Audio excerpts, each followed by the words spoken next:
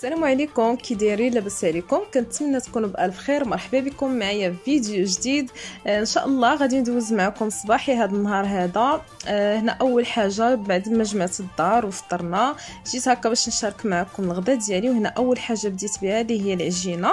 غادي نشارك معكم ان شاء الله خبز الدقيق الكامل اللي معتمد عندي وكيجي خفيف بزاف، يعني ما كنضيف ليه لا فينو ولا الفورص.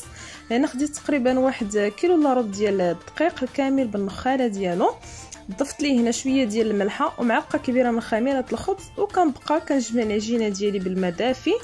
وكيف كتعرفوا يعني الدقيق الكامل ما كيحتاجش الدليك بزاف، يعني هو كيبغي غير الماء حتى كتجمع لينا العجينه وصافي. كنغطيه بالبلاستيك الغذائي حتى كيضاعف ليا الحجم ديالو. وبعد ما غنتغداو ان شاء الله غادي نمشي نتقدى في اتاكادا ودايرين تخفيضات زوينه بزاف، وغادي نشارك معكم كلشي. هنا بالنسبه للصون غادي نشرملو. هنا درت 1-2 معالق كبار من الحامض. هنا درت شويه ديال الملحه لان الحامض راه غيملح. شويه ديال البزار، كثرت الكمون كيتواتى مع الحوت. وهنا شويه ديال الخرقوم البلدي غير باش يعطيني اللون. وغادي نشرملو.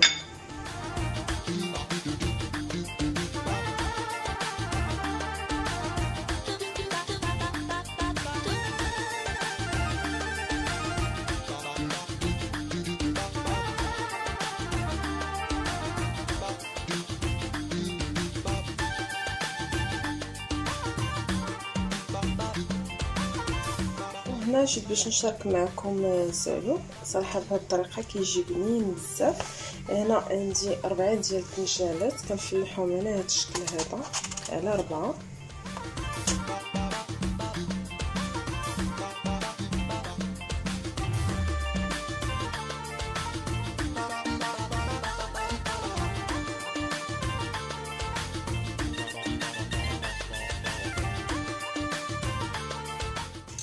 هنا غادي نضيف ليهم الثومه على هذا الشكل هذا. غادي نعمر الماء حتى لهنا وغادي نردهم يطيبوا. بعد ما غادي يطيب ليا هذا الدنجال هذا غادي نكمل معكم باقي المراحل. هنا رديت هذاك الزعلوك اللي شاركت معكم، درت معاه هنا الثومه. هنا درت بطاطا قطعتها كمكعبات صغيره، درت معها شويه ديال الملحه. هنا درت البربكه تسلق. وهنا درت فلفله حلوه درتها هكا كتشوى. صراحه الفلفله حلوه كتعجبني بزاف مع الحوت كتجي زوينه ان شاء الله. غادي نشويها وغادي نديرها هكا في الساشيه. العجينه ديالنا كما كتشوفوا معايا راها خمرات وضاعف ليا الحجم ديالها. هنا عندي شويه ديال البلبوله، شويه ديال البافو، شويه ديال الزنجلان وشويه ديال النخاله. وحاطه حدايا الماء لان كي كتعرفوا يعني العجينه ديال الدقيق الكامل كتلصق. وكيف كتشوفوا يعني العجينه كتكون مرخوفه على هذا الشكل هذا باش الخبز كيجينا رطب وخفيف. وكنبقى كنقيس الماء وكنشكلهم على شكل كويرات، وكنبقى كنغطسهم يا اما في البافو اولا الزنجلان حتى كنكمل الكميه كامله اللي عندي. من بعد ما صفتهم في اللاطا كندوز كنقرصهم على هذا الشكل هذا. بالنسبه لي انا كيعجبني دائما الخبز هكا نديرو صغيور لان كنحطو في المجمد وكيعجبوني هكا المنظر ديالهم صغيورين. من بعد كناخذ موسلي ماضي وكنبدا كنفلحهم على هذا الشكل هذا قبل ما يخمروا ليا، لان ملي كيخمروا كيتنفخوا كيبانوا فيهم دوك الخطيطات. وبالنسبه للفرن راني مشعله على 200 درجه. بعد ما غادي يخمروا ليا غادي ندخلهم ان شاء الله للفرن.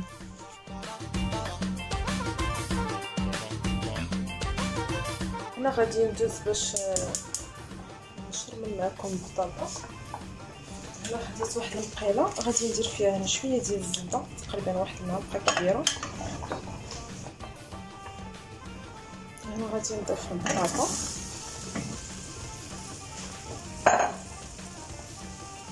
غادي ندير شويه ديال البزار وشويه ديال الزعتر. ما درتش الملحه لان البطاطا ديجا طايبه في الماء مالح. هانتوما كما كتشوفوا معايا كتولي على هذا الشكل هذا، بحال كتكون هكا واحد الطبقه مقرمشه هكا. صافي كنطفي عليها، صراحه كتجي بنينه عارفه كتجي نصها بزاف. وهنا بالنسبه للزعلوك خديت هنا مقيله حكيت فيها هكا واحد المطيشه كبيره، درت معاها هنا واحد المعلقه كبيره من حك مطيشه كنحطها انا في المقيد. هنا طنجال بعد ما طاب ليا كناخذ هذيك الثومه كنحيد لها هكا القشره ديالها وكنديرها مع ديك لاصوص.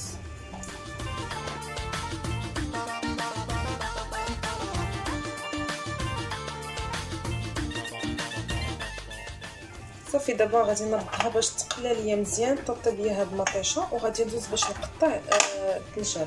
دابا غادي نرد هاد المقيله باش تشحر، غادي نضيف فيها غير شويه ديال الزيت وغنخليها تطيب ليا مطيشه مزيان. من بعد غادي نضيف الطنجال. هنا بالنسبه للطنجال يا اما كنطيبو بالقشره ديالو حتى هي كتجي بنينه، يا اما كنحيدها. انا كنحيد النص وكنخلي النص. دابا غادي نبدا نحيد القشره غير شويه.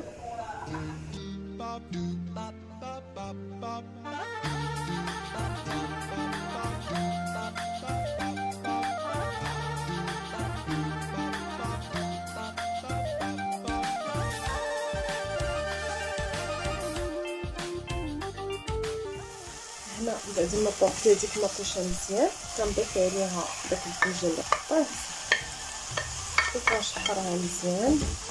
من بعد كنضيف ليه تقريبا واحد معلقه صغيره ديال الملحه، راس معلقه ديال الابزار، راس معلقه ديال الخرقوم البلدي، معلقه صغيره ديال الكمون، معلقه صغيره من التحميره، وراس معلقه ديال السكينجبير. وكنبقى كنخلط داك الطنجال ديالي مزيان حتى كيتشرب ليا ديك العطريه كامله. من بعد كنضيف ليه واحد 2 معالق كبار ديال المعدنوس وكنبقى كنشحر فيه. واخر حاجه كنضيفها قبل ما نطفي عليه هي 2 معالق كبار ديال الزيت البلديه. بصراحه الزعلوك بهذه الطريقه كيجي بنين بزاف، يا اما كندير هذه الطريقه اولا كنشوي الدنجال. وهذا هو الشكل ديال الخبز ديالي بعد ما كنخرجوا من الفران. يعني بالنسبه لي انا كي قلت لكم كيعجبوني صغيورين، كيعطيو منظر زوين وكيصلحوا مثلا هكا في العيد اولا في المناسبات، يعني كيجي الشكل ديالهم زوين بزاف. يعني كي قلت لكم كندير غير الدقيق الكامل بوحدو وكيجيو خفاف ورطبين. بالنسبه لي انا يعني كنبغي دائما ندير كميه اللي كثيره شويه اللي تدي لي هكا 3 ايام اولا 4 ايام، يعني كنديرهم في الساشيات وكنحطهم في المجمد حتى كيديكونجولاو وكنسخنوهم كيجيو رطبين بحال الا يلاه طابوا. كما كتشوفوا معايا راهو كيجيو رطبين بزاف ومفشفشين.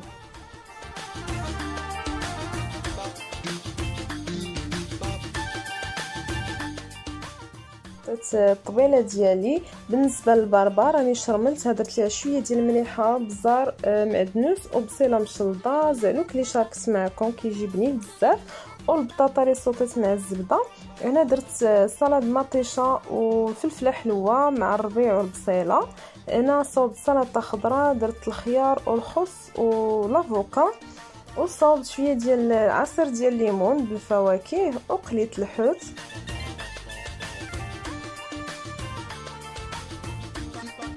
وخبيز اللي شاركت معكم كما كتشوفوا كيجي الشكل ديالو راقي.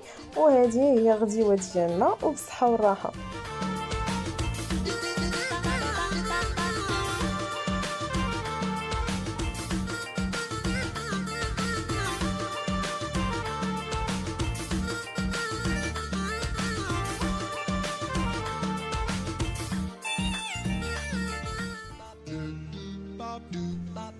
ودابا بعد ما جيت للدار جيت نشارك معكم شنو تقديت من اتاكادو. الصراحه ديالي اثمنه لي زوينه بزاف، وكيف سبقت لي قلت لكم في التقديه الاولى يعني انا بالنسبه للتقديه رمضان كل مره كنحيد عليا حاجه بحال المره ديك التقديه. يعني حيدت عليا كناخذ لي باكي ديال الحليب، كناخذ مثلا الزيت خليتهم هكا ابار. المهم بغيت نشارك معكم التخفيضات اللي دايرين.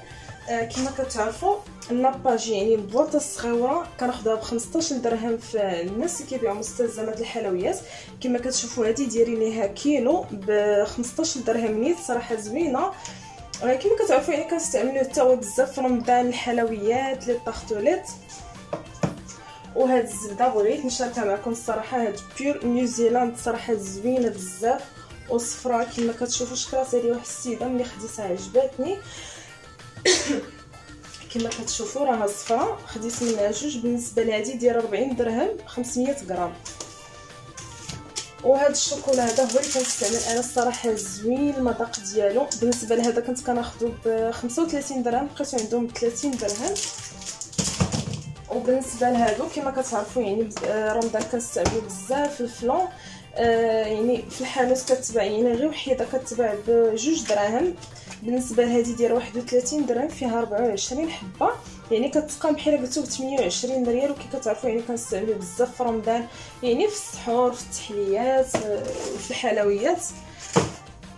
وزدت من خميره الحلويات حتى هما، زدت منها شي وحدين. هنا زدت الباكي ديال الحليب، زدت هنا سنيده. وبالنسبه للفرماج الاحمر خديت هاد الكره هادي ب 124 درهم تقريبا، فيها 2 كيلو.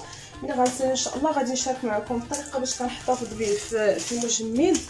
وخديت الموتزاريلا. وبالنسبه لهاد الموتزاريلا زوينه بزاف، كناخذها ب 65 درهم، يعني كتباع بزاف 65 درهم. وخديت عندهم اللحوم صراحه دايرين لهم اثمنه اللي زوينه. بالنسبه للفيلي ديال لابان دايرين لي 37 درهم. وبالنسبه للحم كما كتشوفوا يعني الملوجه زوينه دايره 63 درهم. وخديت من عندها كما كتشوفوا دايره 64 درهم، وراها حمراء يعني ما فيهاش شحمه نهائيا. غادي نقسمها هكا ونحطها في المجمد. وخديت هادو العدس الحمص الفول على قد الحريره. بالنسبه للحمص يعني كندير غير شويه بشويه في المجمد، ما كيعجبنيش يبقى هكا يعني بحال كتبدل ليه المذاق ديالو. صافي. بالنسبه لهنا اللي شارك معكم هادو المقيلات هادو زوينين بزاف. بالنسبه لهاد المقيلات هما هادو اللي كيكونوا بالخضر من هنا، ديما كيصدقوا ليا زوين، هما اللي كناخذ. كما كتشوفوا هادي راه دوزات عندي تقريبا عامين، هانتوما كما كتشوفوا باقا نقيه وما كتلصق ما والو، يعني بحال رمضان يعني كنحتاجهم بزاف. بالنسبه لهادي دايره 110 دراهم، دايرين مع هاد الموس هذا وهاد السباتيول هادي. وبالنسبه لهاد الصغيره دايرين مع الفوي. بالنسبه لهادي دايره 35 درهم. ودابا غادي ندوز نشارك معكم طريقتي باش كنحتفظ بفرماج احمر او الموتزاريلا. هنا خديت الفرماج قسمته على نص، كنحيد ليه هاد الاحمر هذا. كناخذ فرماج يعني كنقطعو هكا مرصوات صغار باش هكا كيساعدني. من بعد كناخذ هاد الاله هذه اللي دايره بحال هاشوار، المهم اي حكاكه عندكم. انا كتعجبني هذه يعني حتى في الخضره ديال كغاتان كتجي مقاده، اولا كنستعملوا هاد الاخرى هذه. وهنا كناخذ شويه ديال الزيت، ضروري ما ندهنش جامد ملي غادي نحكو الفرماج، باش هكا يعني كيساعدني كيتحك بسهوله وما كيلصقش ليا في الحكاكه. وكنبقى يعني كنحك في الفرماج كنبقى غادا باتجاه واحد باش كيجيني كله مقاد، يعني هكا كيبان حتى في الحاجه سواء بيتزا سواء مملحات كيكون هكا غلاظ من احسن. انا كيعجبني نحطو بهذا الشكل هذا في المجمد، يعني كيكون محكوك وكيكون باين ملي كنحطوه في الحاجه. ملي كنحطوه مرصوع هكا كنجيو نحكوه كيولي بحال كيترمل ما كيبانش في اي حاجه. المهم غادي نكمل الكميه كامله اللي عندي وغادي نرجع معكم. هنا كما كتشوفوا معايا خديت بلاطو درت ليه فيلم اليمونتير وكناخذ داك الفرماج.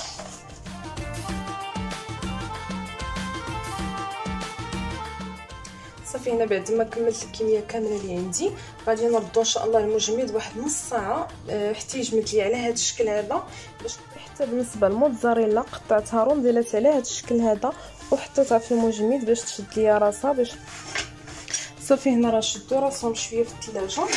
كناخذ الزيت وكندهن الحكاكه على هذا الشكل هذا باش تساعدني وما يلصقش ليا فيها.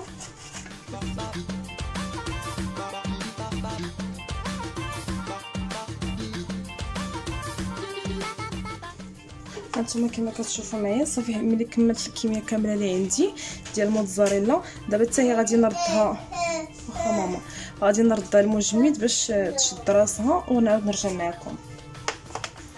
هانتوما كما كتشوفوا معايا هنا راه دوزت تقريبا واحد نص ساعه في المجمد كما كتشوفوا، يعني كل يعني الفرماج كيبقى هكا كله مفرق. صافي دابا غادي نبدا نديرو في الساشيات بحال هكا. انا كنفضل انني نديرو في الساشيات باش ما يشدش هكا بلاصه في المجمد، لان كيف كتعرفوا دابا رمضان يعني كنجمدو شحال من حاجه.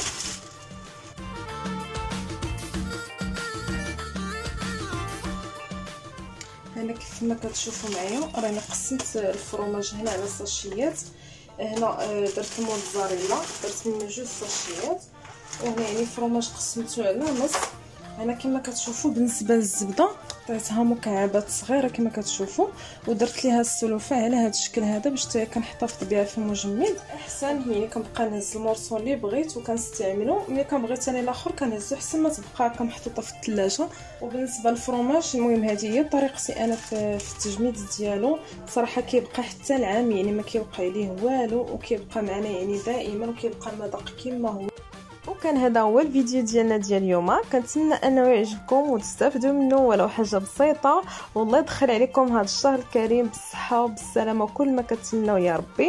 وشكرا بزاف على الدعم ديالكم، وهنا غنقول لكم بسلامه الفيديو الجاي ان شاء الله.